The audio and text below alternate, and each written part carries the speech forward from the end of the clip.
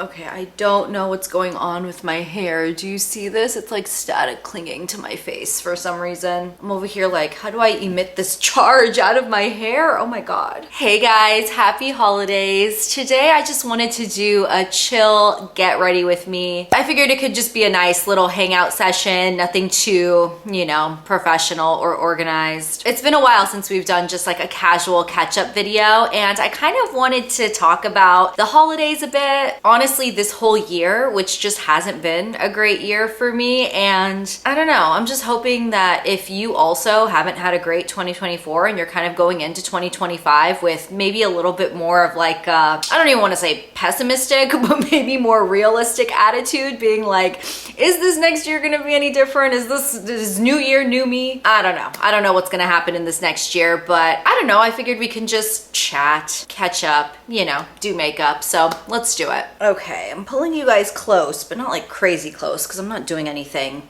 so exciting with my makeup. I just wanted to get ready this morning because a friend and I are going to go to the Grove later tonight. I'm filming this right before Christmas time, but I know you guys will probably see this sometime during the week between Christmas and New Year's. But I love going to the Grove during Christmas time. They always have it so decorated with all the lights and the tree, and I'm just such a Christmas light and like holiday decoration girl. Honestly, all types of Christmas decorations, specifically Christmas lights, just gets me so excited. And honestly, it doesn't even necessarily get me excited for Christmas because I feel like after being a kid, you know, in adulthood, it's not like Christmas was anything overtly special. Don't get me wrong, I enjoyed the family time and I enjoyed just like the whole vibe of Christmas. But of course, you know, there's something extra special when you're a kid, and when you're not a kid, you know, that slight sparkle goes away a bit. At least it did for me. I don't know. I would love to know your guys' experience just with the holidays in general. I think as we're getting older, so many people have realized that there's some type of pressure we put on the holidays, and I don't even know why we do it, to be honest. There's something about like the mandatory, you have to see your loved ones on these particular days. Everybody is off of work, everybody is at home, so you better spend time with them, no matter how potentially toxic and or mentally draining that experience can be. It's almost like we force ourselves to do it because we've been told we have to because traditions. And I don't know, this is the first year that I just have kind of said, screw all those traditions. I just don't care. I am fully and completely ready to protect my mental sanity. And it's kind of been hard, you know, to set some boundaries with some family members. And I mean, without getting into too much detail, I think everybody has their own family drama and family like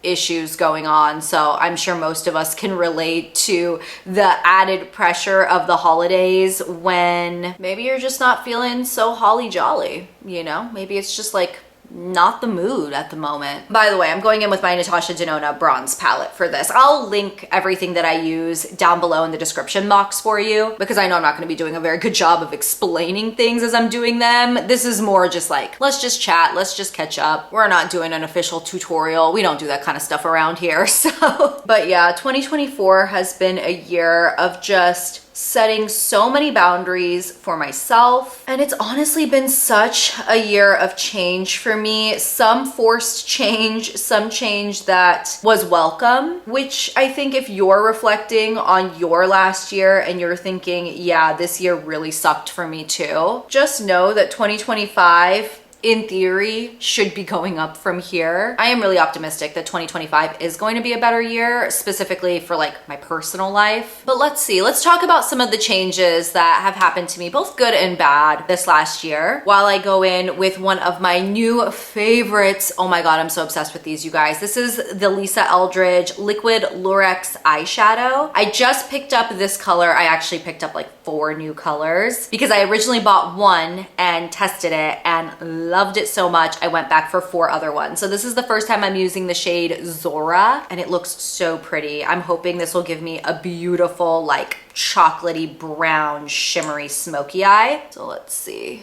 Oh, this is so pretty. I love a good liquid shadow, and these are so nice to use. They're almost more like moussey than a true liquid, but they do dry down, and I love the sparkle that these have. Oh, this looks so pretty. These are literally some of the best one and done shadows. I'm telling you, I mean, I know I obviously put a crease color on, but I could just slap this all over my eyelid, blend it out, and get just an insanely gorgeous, super easy smoky eye. These are insane. They're so good. And I've had such a problem with like eyeshadow creasing on me lately. I don't know if it's like the newer eyeshadow formulas that have been coming out, or if it's just my eyes or my age or what it is. But when I say that every eyeshadow has been creasing worse than I have ever experienced creasing on my eyes before, I am not even exaggerating. You guys, I have to now use like cream or liquid shadows as bases, and ones that like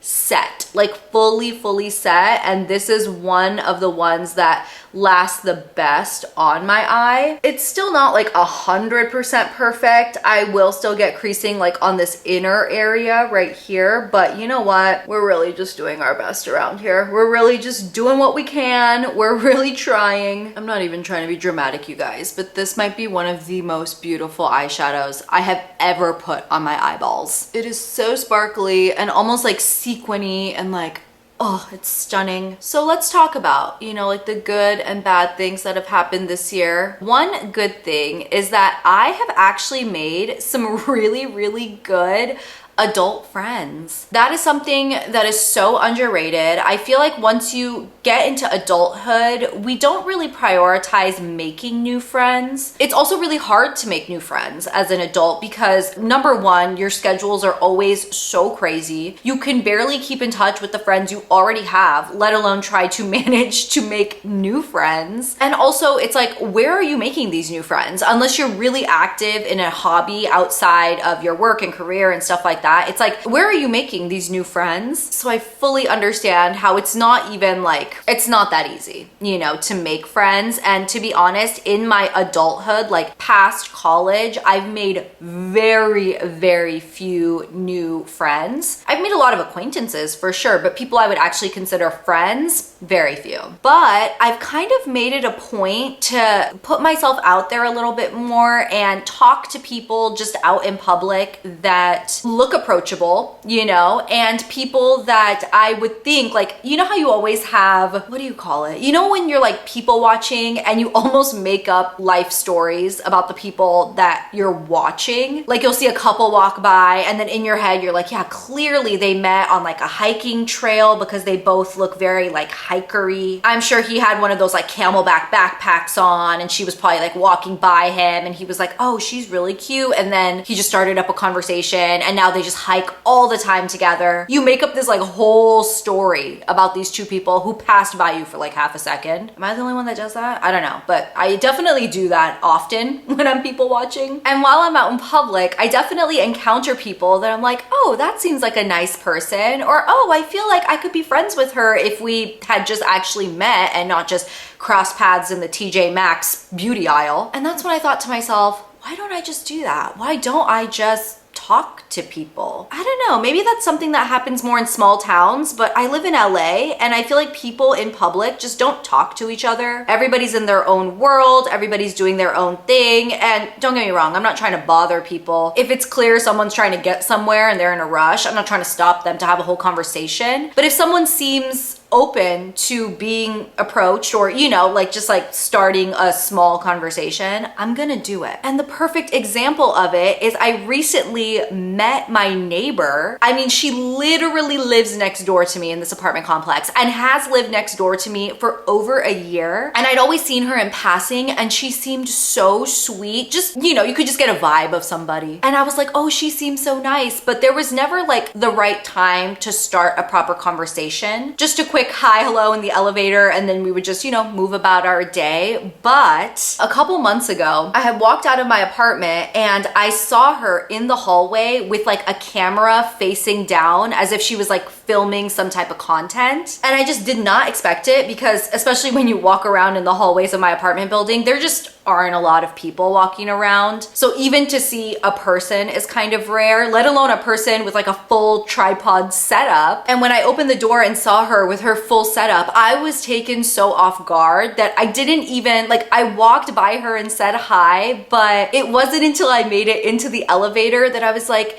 maybe I should have said something, because I didn't think anything of it. But I could understand how if you're filming content in public and someone quote unquote catches you, how you might think, oh, that was so awkward. Like if you're the one filming the content, because I would absolutely feel like that. If I had my full tripod set up out in public and somebody just walked by me and said hi, I would probably be pretty embarrassed about it. So in my head, I was like, dang, I should have said something. Like I should have maybe asked her about her content, or I don't know, just said something. But because I was taken so off guard, I didn't expect to see that. I didn't say anything. But I told myself that day that if I see her again, especially if I see her again with her tripod setup, I would say something to her. I would, because she seemed, again, super sweet, and I thought it was the perfect touch base point because then we both make content. So anyways, fast forward a few weeks and I walked out of my apartment again, and there she was with her tripod set up. And again, I walked by her, said hi, and I got a little nervous. And so I kind of like walked by, but in my head, I was like, no, Ishani, you said to yourself that if you saw her again with her camera, you would say something. So I literally like made it almost to the elevator, turned around and walked back to her. And the first thing I started with was, do you film content? And I tried to say it super like excitedly and emphatically so she wouldn't feel weird about it at all, because it's obviously not a weird thing. Hello, what are we doing right here? It's not weird to me. And she was so sweet and was like, yeah, I do. And then I asked her what type of content she filmed, and it was just like, we had this amazing back and forth. We literally talked right there in the hallway for like 15 or 20 minutes. She is the sweetest human. Turns out we have quite a bit in common, and right there in the hallway, we exchanged numbers. We figured out we both love boba. We decided we're gonna go do a boba date in the next few days, which we did make happen. And we just vibed on such an amazing level. You know when you meet somebody who you're like, yeah, I really like this person. Like this person feeds my soul. That's how it was with us when we met up. And it was so, so nice. And we literally share a wall in this apartment complex, which is so crazy. She lives right next door, and never in my, how long have I lived in LA now? Like 10 years, close to 10 years. Never have I actually made friends with my neighbors. I feel like you just don't really do that in LA. Again, this could very well just be an LA thing, but everybody is kind of like doing their own thing. Everybody is living their own life, and I get it, but it is so nice to have neighbor friends. And she introduced me to other neighbor friends she has in this building, so that's been super sweet. It's been so freaking wholesome. And of course, we've hung out so many times now. She's the one I'm gonna go to the Grove with later today. We bonded over Taylor Swift. We bonded over our love of boba and Asian food and like all this stuff, and it's just so sweet. I even did a full face of makeup on her like the second time we met. It was just, I don't know, it's just been so freaking cute and wholesome. And it's definitely one of those things that I'm sure never would have actually happened if I didn't stop myself and say hi. I mean, obviously that feels like an obvious statement, but you know, again, everybody's living their own life. I almost feel like sometimes we're like, oh, we don't want to bother this person by like saying something. But you know what? I think a lot more people are open to conversation than we even think. Like I said, I've been trying to do it more just out in public. And I definitely have noticed that people are very receptive to compliments. And that is also kind of my natural state of mind. Like when I'm looking at other people, specifically other women, I'm always in my head like complimenting them, thinking, oh my God, their outfit looks amazing. They look super stylish. I love their shoes. I wonder where they got their little hair barrette. And I'll say all these things in my head, but it's so rare that I'll actually like approach them and tell them this. But you know what? I feel like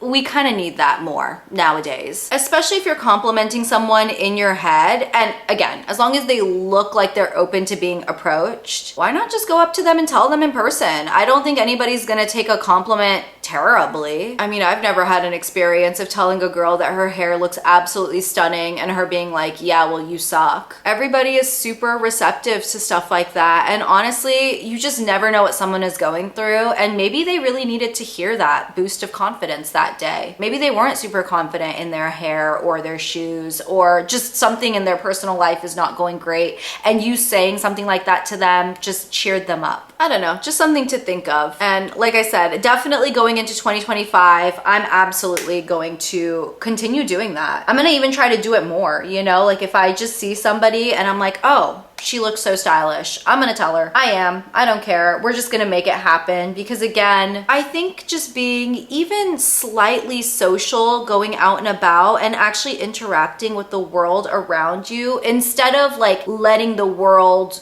go as you're just living in it. Did that make any sense? I feel like actually like interacting with the world just makes you feel so much more valuable. I don't know. That's like another thing this past year that I've been trying to fully understand is like, what am I doing here in this world? Am I just letting life happen around me and I'm just like sitting here waiting for something to happen, or am I making things happen? And I feel like actually approaching a person or actually like interacting with the world around you, doing things, active things, that's how you actually live life. I don't know, maybe I'm getting far too deep with it and we did not need to go this far in this video. I'm not sure, you guys, but anyways, oh yeah, we're gonna have to pull in some of my Bioderma here pretty soon. This is looking a little cray, but we'll fix that. Oh my God, when your smoky eye gets really out of hand. We are getting really out of hand now. We need to relax, Ishani. Okay, it doesn't look as bad on camera, I think, but look at how crazy this under eyeliner got. It's okay, we're not going out till the evening, even though it is like 9 a.m. right now. That's okay. Let me do this little smudge, get some Bioderma, and then we'll keep talking. Okay, we're back. We're all kind of cleaned up. I think I'm going to skip liner on the top. I used to be an avid liquid liner girl. If not liquid, at least a pencil. I always had to put some type of defining moment on my upper lashes, especially if I was doing something smoky like this. However, I've been skipping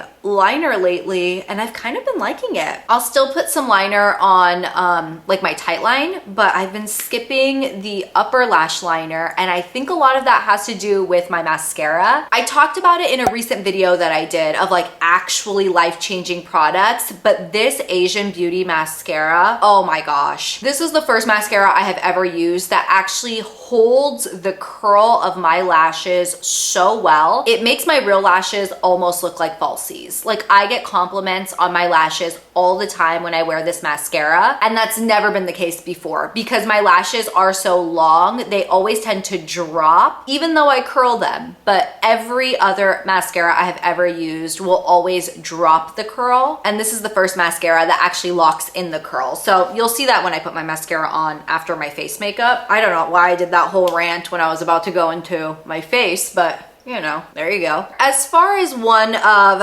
honestly, kind of the bad things that happened in 2024, I haven't talked about this online yet because, to be completely honest, it was pretty traumatic for me, but I got into a car accident at the very end of August, and the accident caused my car, my precious car, to be totaled. I have had my car since I was 16 years old, and my car got totaled when I was almost 32. So I had my car for 16 years. If you guys did the math on that, that is half my life. I literally had this exact same car for half my life. It was my baby. I don't know why we get so attached to material objects sometimes, but there really are just some things in our life that understandably we get attached to, especially if it's been in our life for a long time. And this car of mine took me through the final few years of high school, all the way through college, all the way through me moving to LA, all the way through me moving a couple apartments in LA, and now being in my 30s. I had this car since I was a teenager. So as you can imagine, the accident was pretty traumatic. It luckily wasn't anything like crazy. I mean, both of our cars got totaled in the process, and it was completely not my fault. Unfortunately, it was like literally a 22-year-old girl who was by herself in her car. I was by myself in my car, and she was distracted. I'm pretty sure she was texting, and she just head-on collided into me in the middle of an intersection. Head-on collided.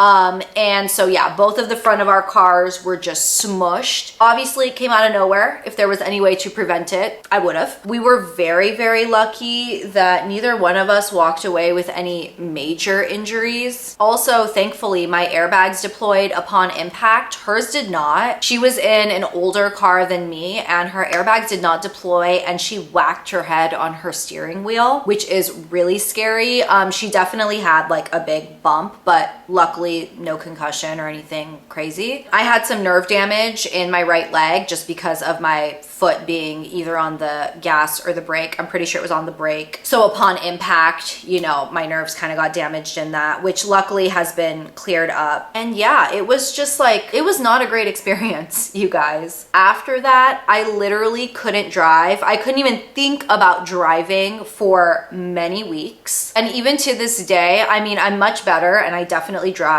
because I have to. But honestly, even to this day, I'm like very hyper aware on the road. Oh, I quickly wanted to shout out this foundation that I'm using. This is the KVD Good Apple Liquid Foundation, and I've been using this quite a bit lately. I really like it. I don't think this foundation really got the hype it deserved even when it came out, but it's so lightweight, it blends so well, and it lasts so well on the skin. I really do like this foundation. But anyways, back to the car accident trauma. Yeah, I just don't think we understand how fast we're actually going on the road, and the impact that I was in, I wasn't even going that fast. I was probably going like 30 to 40 miles, somewhere in there. But imagine, like on the freeways and stuff, we go at like 70, 80 miles an hour. Hitting anything at that speed is just genuinely crazy. After experiencing the sound, the feeling, and just like literally the impact of hitting something at like 35 miles an hour, cannot even imagine being in a car going faster than that. It's terrifying. And I think we just take it for granted because, you know, we drive all the time. It's almost like we're desensitized to it. But guys, this is a metal contraption that we are literally speeding down the roads in. So moral of the story, slow down and pay attention. Just pay attention. Don't text. Pay attention to the things around you. Ideally, don't crash into people. You know, that's ideal. I'm very thankful that I was able to get another car. But honestly, you guys, my old car was still running so great. I know it was 16 years old, but I would have had that car for another 16 years if I could have. I took such good care of it. Even my 16-year-old car literally looked better than a lot of people's cars when they only have them for like 5 years. Anybody that stepped foot in my car could not tell that I had that thing for 16 years. And yeah, I really loved my car. I have pictures of my car post impact. I might post them on Instagram, like maybe in like a year in review type post or something, if you guys want to go over and see that. But yeah, that might have been one of the worst things that happened this year, just because like mentally and emotionally that was a lot to get over, both in actually getting over the car accident and the implications of that, and then also having to be forced to get another car when I just wasn't ready to move on from the car I had for half my life. But you know what? I said this to all my friends post accident, and I still stand by this. I am just so thankful, so grateful that both me and the other girl, who, like I said, was very young, walked away from this accident with like no injuries, or at least very minor injuries. I mean, considering the actual crash, we both got insanely lucky. Anything could have happened, and I will absolutely sacrifice every single physical item that I own to maintain my health. Physical health is just so important to me. Physical health absolutely affects my mental health, and God forbid I had any like physical injuries, I just don't even know. I don't even know where I would be. So like I said, I'm happy to have sacrificed my car if it meant that my car took the brunt of the force and my physical body did not. But that doesn't necessarily make it easy. It was the best of a bad situation. Let's put it like that. It was the best outcome out of a really terrible situation. I forgot to bring my powder out here, so I had to go grab it because there's no way this makeup is gonna last without me powdering it. What else has been going on this year? I took a few trips this year, although I'm really hoping to travel more next year. I'm kind of thinking I might even solo travel in 2025. I've solo traveled before, but mostly I do it for work purposes. I've never really solo traveled just for the sake of being somewhere solo, and I kind of think it would be nice. I think it would be nice to have that little reset for myself, go somewhere that I want to go for no other reason than just wanting to go, and then while I'm there fully being able to do exactly what I want to do. I think I'm going to prioritize that in 2025. I feel like I kind of say that every year and then usually things come in the way. But yeah, I'm really hoping for 2025. What else for 2025? I definitely want to read more. I mean, I did a pretty good job about reading. I'm pretty good about reading before I go to bed. In fact, I've almost trained my body to not be able to sleep unless I read before bed. It could literally be 2 in the morning and I'm sitting there with my Kindle lulling myself to sleep. And what I have noticed is that if I scroll before I go to bed, like scroll on my phone, I sleep terribly.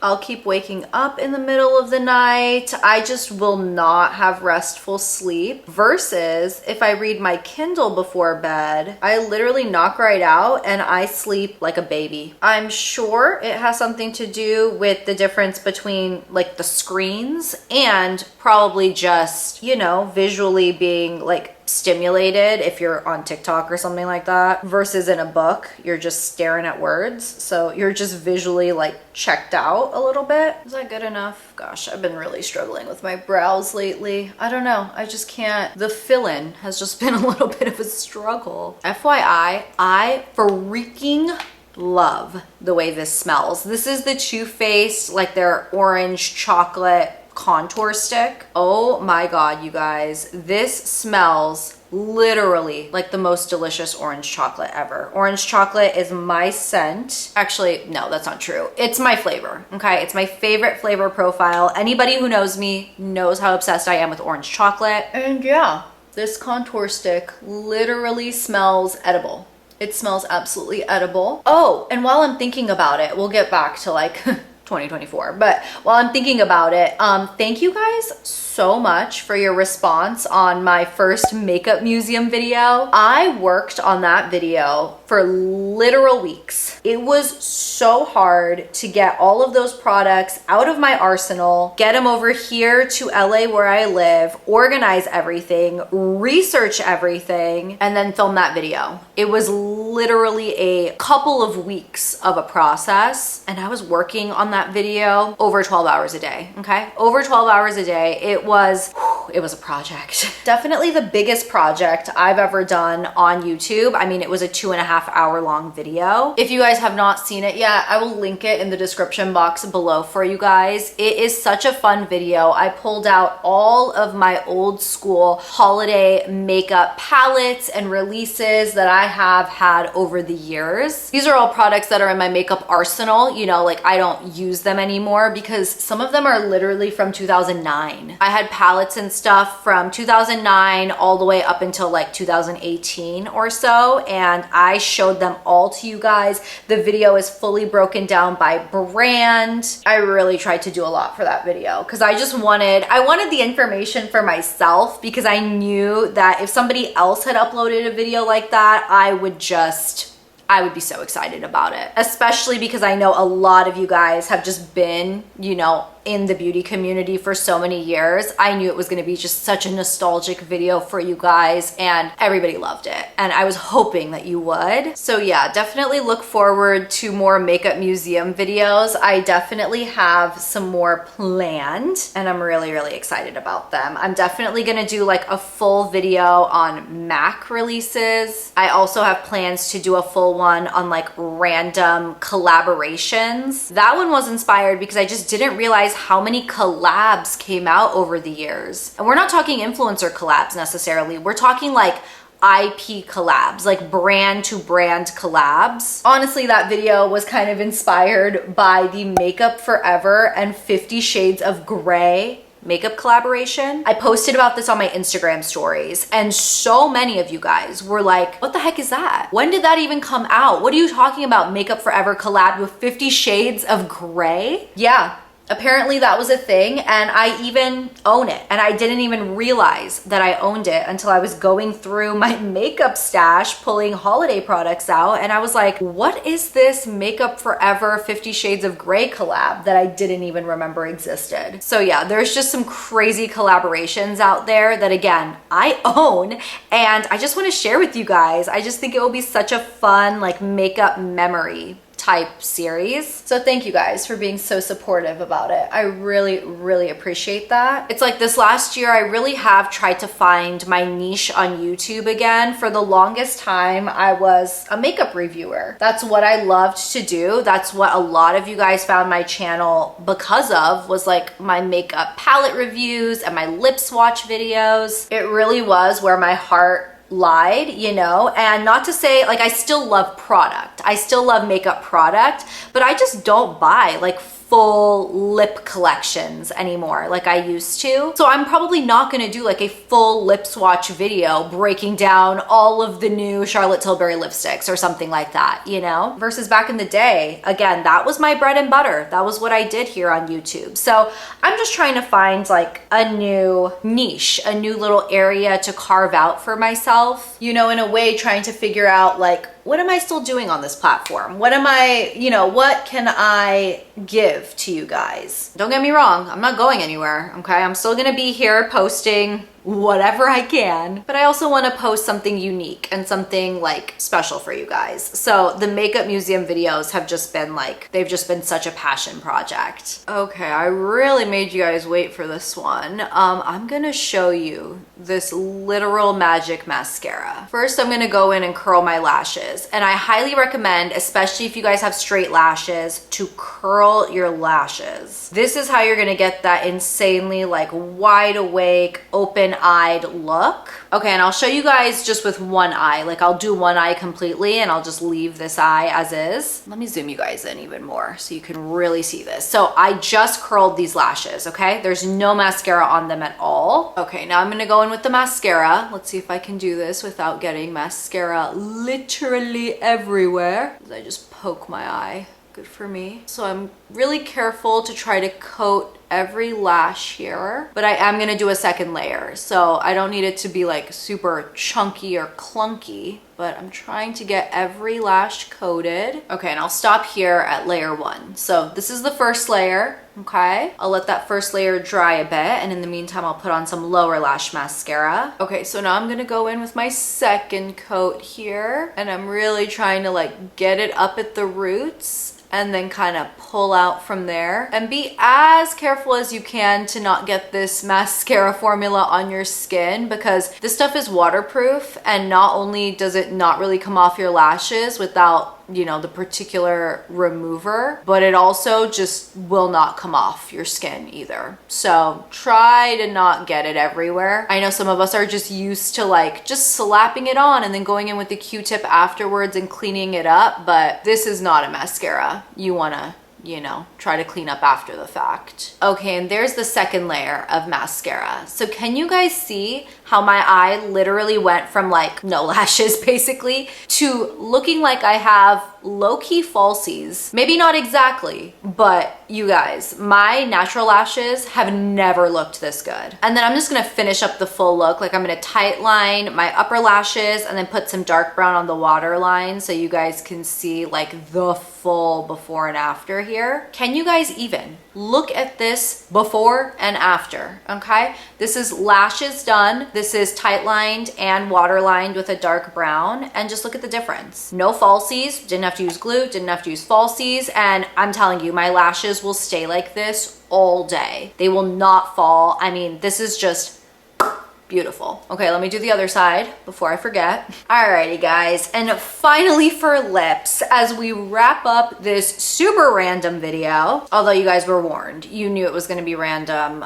when we started. I'm taking this Lisa Eldridge lip pencil. This is the one in 3W, and I really like these lip pencils. These are the Sculpt and Shade lip pencils. She has two different formulas, and this is the one that doesn't really like dry down or lock down. This is more of like your traditional sharpenable, like your MAC lip pencil or something, not like your Charlotte Tilbury or like your Urban Decay 24/7 lip pencils. So because of that, they're creamy, but they're like more forgiving, and when they fade super evenly. And yeah, I kind of love that. They're just like really easy to smudge and to make look good. And I'm gonna top it with this Lisa Eldridge lipstick that I purchased somewhat recently. She released this new refillable lipstick format, or like this new refillable lipstick version of her lipsticks, and you can actually like emboss the bottom with your initials, which I did do, and then the top has like the Lisa Eldridge, let's see, where is it, there you go, you can see the Lisa Eldridge like brand embossing on the top, and I think it's a beautiful lipstick, and they are refillable. And this shade that I have here, let's see, this one is in 183, and I also have the shade here 185. And I think 185 is a little darker and a little more like purpley. I'll swatch them for you. So 185, and then the second one here is 183. So this one here is 183, and then this one here is 185. I know they're pretty similar. I mean, I got very like neutral, everyday type wearable tones, but 185 is darker and a little bit more like purpley, more berry. So I think I'm gonna stick to 183, and we're just gonna top off this lip pencil. And this is a pretty like traditional lipstick formula. It's really smooth, creamy, not overly glossy, not overly matte. I would say just like your classic cream finish of lipstick, and they last a decent amount of time. Super easy to reapply throughout the day. I mean, they're a really beautiful lipstick. Do I think it's like so revolutionary? No, I think the formula is beautiful. It's a really nice, luxurious lipstick, but I think the thing that is like revolutionary about this is the fact that these refills are fully recyclable. That is really, really hard to do. And in Lisa's like launch video of these, she described how you can fully recycle the refill on this, which again is something that no other brand has really been able to figure out. So that is the revolutionary piece of this. And yeah, I just think it's cool. I love keeping up with the Lisa Eldridge brand. I mean, I love a lot of her formulas. Not everything has been a hit for me, don't get me wrong, but I definitely think there are more hits than misses in the brand for me personally. Okay, let's take my hair down. Let's see how